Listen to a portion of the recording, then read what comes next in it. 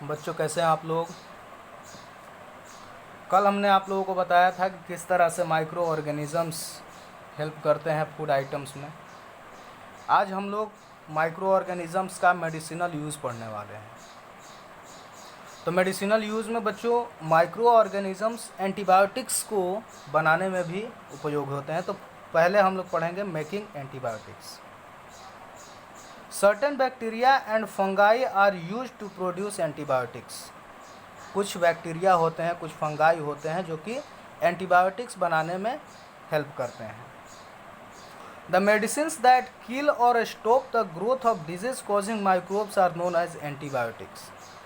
तो ऐसी मेडिसिन्स जो कि डिजीज कॉजिंग माइक्रोब्स के ग्रोथ को रोक दे या फिर उनको मार दे, उन मेडिसिन्स को हम लोग कहते हैं antibiotics. Streptomycin, tetracycline and erythromycin are examples of antibiotics. Streptomycin, tetracycline and erythromycin ये बच्चों 3 एंटीबायोटिक्स के एग्जाम्पल हैं। Antibiotics are also use to control some disease of animals and plants. ये कुछ एनिमल्स और प्लांट्स के डिजीज को कंट्रोल करने में भी इनका इस्तेमाल किया जाता है। Today About 25 antibiotics are derived from molds for commercial uses. लगभग 25 एंटीबायोटिक्स को आजकल मोल्ड्स के द्वारा कमर्शियल यूजेस के लिए तैयार किया गया है। एक क्वेश्चन है बच्चों, क्या है ये? Antibiotics should be taken only on the advice of A qualified doctor. Antibiotics को अपने मन से नहीं ले लेना चाहिए, उनको अपने मन से नहीं खा लेना चाहिए जब तक कि क्वालिफाइड डॉक्टर ने आपको रिकमेंड ना किया हो। The course of antibiotics should also be completed. Antibiotics का कोर्स होता है 3 दिन का, 5 दिन का, 7 दिन का। तो ये कोर्स का कंप्लीट हो जाना बेहद ही ज़रूरी है बच्चों। ऐसे ही हम लोग बीच में एंटीबायोटिक नहीं छोड़ सकते। Incomplete course and insufficient dose of antibiotics makes it less effective for further use. मतलब कि मान लिया जाए कि 2 दिन हमने एंटीबायोटिक खाया, 3 दिन का कोर्स था, 2 दिन ही हमने खाया और हमारा जो रोग था वो ख़त्म हो गया। तो ये बच्चों इनसफिशिएंट डोज है, ये कोर्स हमने कंप्लीट नहीं किया एंटीबायोटिक का। तो अब जब कभी एंटीबायोटिक हम लोग लेंगे तो हमारे लिए प्रॉब्लम्स हो सकती हैं, क्योंकि हो सकता है कि वह एंटीबायोटिक हमारी बॉडी पे काम ही ना करे। ठीक ना? तो जितने दिन का डोज होता है किसी एंटीबायोटिक का, उतने दिन ही हमें उसको लेना चाहिए, उससे कम नहीं लेना चाहिए। या फिर ये भी नहीं होना चाहिए कि अपने मन से 2-4 दिन और ज़्यादा तक खाते रहें, तो ये भी काम गड़बड़ हो जाएगा। Also taking antibiotics unnecessarily would kill the beneficial bacteria in the body.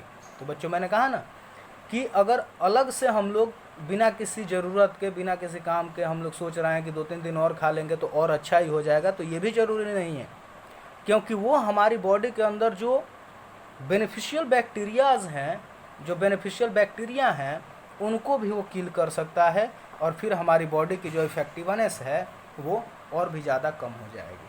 तो इसीलिए एंटीबायोटिक्स का इस्तेमाल हमें तभी करना चाहिए जब एक क्वालिफाइड डॉक्टर ने आपको रिकमेंड किया है तब। कुछ माइक्रोब्स का यूज़ होता है वैक्सीन्स को बनाने में, making vaccines. When our body is invaded by disease causing microbes, it starts producing antibodies to fight and destroy those microbes. Invaded means होता है बच्चों आक्रमण करना। तो जब हमारी बॉडी किसी डिजीज़ कॉजिंग माइक्रोब की चपेट में आती है तो उसी समय उस डिजीज़ कॉजिंग माइक्रोब का एक एंटीबॉडी हमारी बॉडी में तैयार हो जाता है, और ये एंटीबॉडीज जो होती हैं बच्चों, ये उस माइक्रोब को किल करने में सक्षम होती हैं। अगर वो किल कर देती हैं उन माइक्रोब्स को, मान लिया जाए कि किसी बैक्टीरिया ने हमारी बॉडी पर अटैक किया और उस बैक्टीरिया के अगेंस्ट में हमारी बॉडी में एंटीबॉडीज डेवलप हो गई। मान लिया जाए कि वो एंटीबॉडीज़ ने उस बैक्टीरिया को किल कर दिया तो हमें कोई बीमारी नहीं होगी, वो बीमारी नहीं होगी। अगर वो एंटीबॉडी उतनी स्ट्रॉन्ग नहीं है जो कि उस बैक्टीरिया को किल कर पाए तो हमें वो बीमारी होगी। क्लियर हो रही है बात? तो जैसे ही कोई माइक्रोब आता है तो उसके अगेंस्ट में हमारी बॉडी में एक एंटीबॉडी बन जाती है, एंटीबॉडीज़ बन जाती हैं, और ये एंटीबॉडीज़ हमारे बॉडी की बैरियर्स होती हैं, या हम लोग ये कहें कि सोल्जर्स होती हैं हमारी बॉडी की, जो कि हमारी बॉडी को प्रोटेक्ट करती हैं। This antibodies remain in the body and fight any future invasions by those microbes. Future ये एंटीबॉडीज़ हमारी बॉडी में अगर एक बार डेवलप हो गई तो फिर ये कभी ख़त्म नहीं होती। अब फ्यूचर में कभी भी ये माइक्रोब अगर अटैक करेगा ना तो ये एंटीबॉडीज़ पहले उससे लड़ेंगी, फ्यूचर में कभी भी। A vaccine is a preparation of killed or weakened disease causing microbes. एक वैक्सीन क्या होता है बच्चों कि ये किल और बहुत ही कमज़ोर माइक्रोब्स को हमारी बॉडी में इंजेक्ट किया जाता है, उसको इसी तरह प्रिपेयर ही किया जाता है। वैक्सीन को हमारी बॉडी में इंजेक्ट करने का मकसद क्या होता है, ये भी बात समझिए। ये होते हैं किल और बहुत ही कमज़ोर माइक्रोब जो कि सिर्फ और सिर्फ काम क्या करते हैं कि जैसे ही हमारी बॉडी में जाएंगे हमारी बॉडी में उसके अगेंस्ट में एंटीबॉडीज डेवलप हो जाएंगी। तो वैक्सीन का काम होता है एंटीबॉडीज़ को डेवलप करना, ताकि फ्यूचर में कभी भी वो उस टाइप का माइक्रोब हमारी बॉडी में आएगा तो ये एंटीबॉडी उससे पूरी क्षमता के साथ लड़ेंगी। These are harmless. ये जो वैक्सीन में जो माइक्रोब्स होते हैं बच्चों जो कि किल होते हैं या फिर बहुत ही कमज़ोर होते हैं, ये हार्मलेस होते हैं, हमें कोई नुकसान नहीं पहुंचा सकते।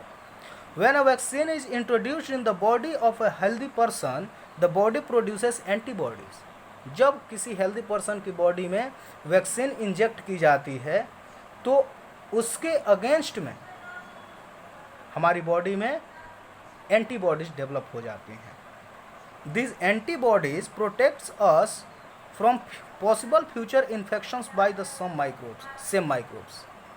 जिस माइक्रोब को इंजेक्ट किया गया है हमारी बॉडी में उसी टाइप के माइक्रोब से फ्यूचर में ये एंटीबॉडीज़ हमारी बॉडी को प्रोटेक्ट करेंगे। Vaccine are prepared against several infectious diseases such as smallpox, tuberculosis, cholera, hepatitis and polio. बहुत से ये डिजीज़ हैं जो कि जानलेवा हैं और इन इन्फेक्शंस के वैक्सीन्स बन चुके हैं, जैसे कि स्मॉल पॉक्स का है, ट्यूबरकुलोसिस टीबी का है, कलरा है, हेपेटाइटिस है, पोलियो है। Vaccine are available in government hospitals and health centres free of cost. जो ये वैक्सीन होते हैं बच्चों, ये गवर्नमेंट हॉस्पिटल्स में या कोई भी हेल्थ सेंटर है ये फ्री ऑफ कॉस्ट होते हैं। प्राइवेट में लोग कराते हैं तो वहाँ पे पैसे लग जाते हैं, लेकिन गवर्नमेंट हॉस्पिटल्स में फ्री ऑफ कॉस्ट भी होते हैं। सारे के सारे वैक्सीन नहीं, लेकिन कुछ। It is necessary for all children to get vaccinated against these deadly and infectious diseases। और हर चिल्ड्रेन को वैक्सीनेशन होना चाहिए, वैक्सीनेटेड होना चाहिए इन डेडली डिजीजेस से।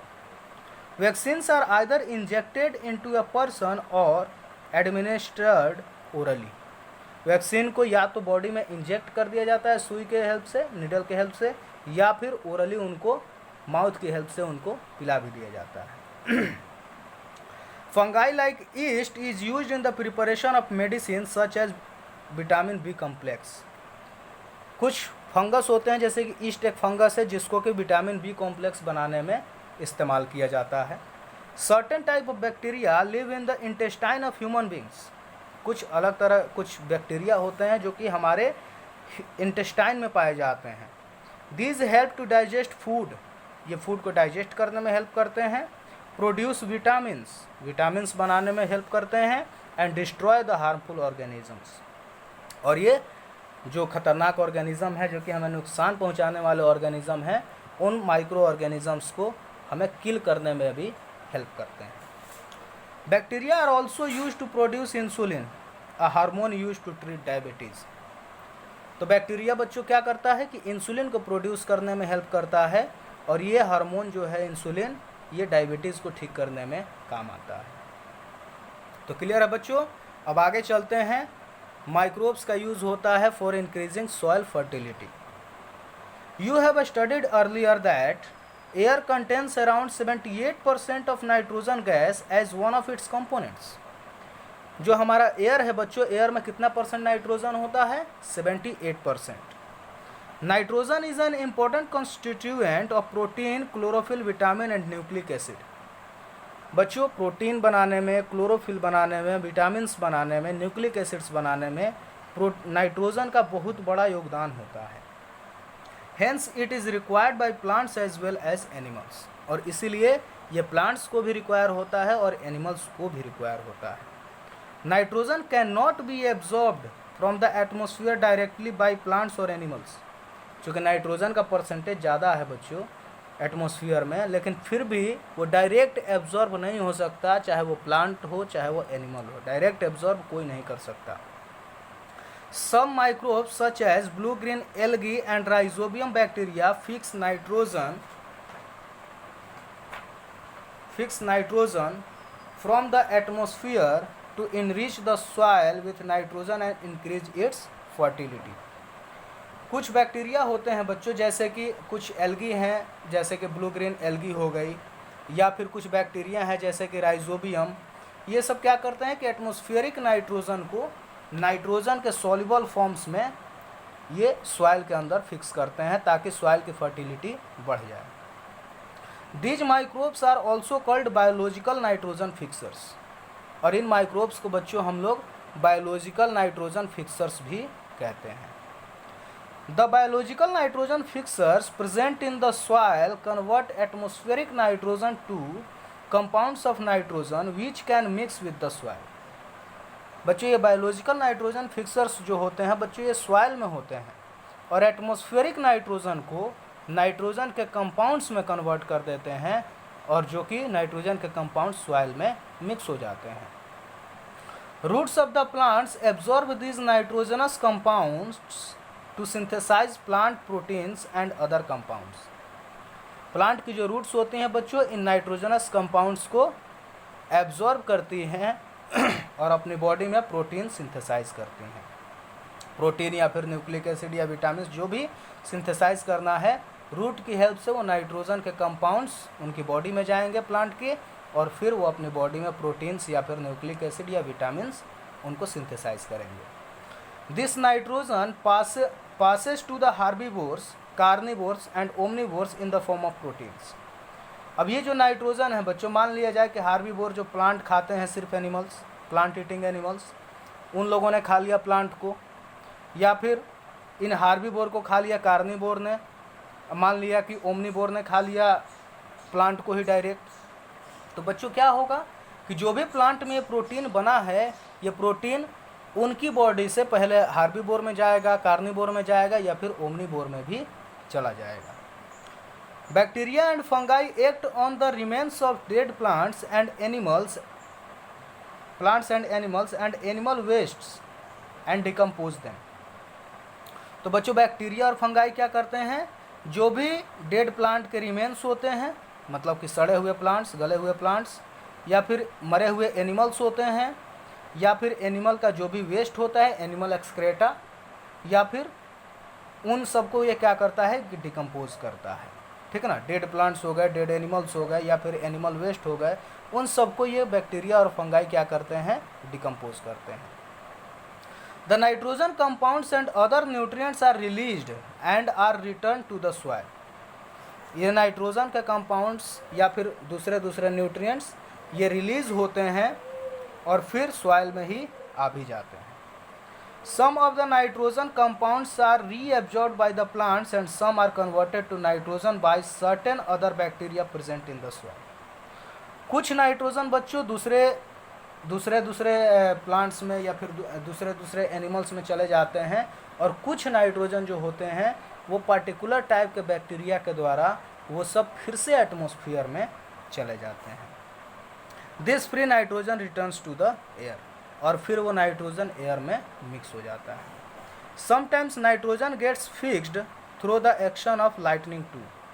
नाइट्रोजन का फिक्सेशन कुछ समय में, कुछ केसेस में लाइटनिंग के द्वारा भी होता है। This nitrogen cycle can be defined as a cyclic flow of atmospheric nitrogen in nature.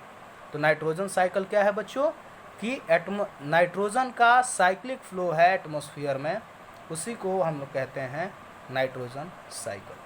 तो बच्चों नाइट्रोजन साइकिल के बारे में चूँकि वीडियो ज़्यादा लेंदी हो जा रहा है, आप लोग ओपन नहीं कर पाएंगे इसको, हो सकता है तो नाइट्रोजन फिक्सेशन के बारे में हो सकता है कल हम बता दें, चाहे चलिए इसी में बता देते हैं। देखिए एटमॉस्फेरिक नाइट्रोजन है बच्चों, एटमॉस्फेरिक नाइट्रोजन को नाइट्रोजन फिक्सिंग बैक्टीरिया ने क्या किया, जो कि प्लांट्स की रूट्स में होती हैं, उसको इसने फिक्स किया नाइट्रोजन के कंपाउंड्स में, सॉइल नाइट्रोजन के कंपाउंड्स के फॉर्म में सॉइल में ये फिक्स हो गया। फिर ये कुछ बैक्टीरिया होते हैं जो कि सॉइल में होते हैं, ये उसको नाइट्रोजन के कंपाउंड में फिर से एटमॉस्फेयर में सेंड कर देते हैं। या फिर नाइट्रोजन को फिक्स करने का और भी तरीका है, जैसे कि फर्टिलाइज़र हम खेतों में ऐड करते हैं तब भी नाइट्रोजन सॉइल में फिक्स हो जाता है।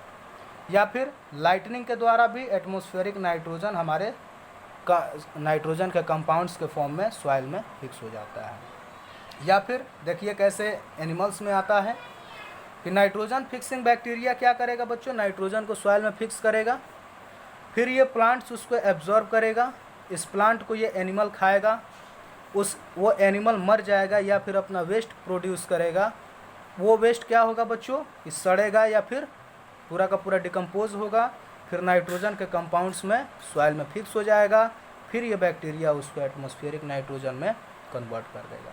तो नाइट्रोजन का एक साइक्लिक फ्लो हो रहा है नेचर में, और इसी को हम लोग नाइट्रोजन साइकिल कहते हैं। तो चलिए बच्चों, आज के लिए बस इतना ही।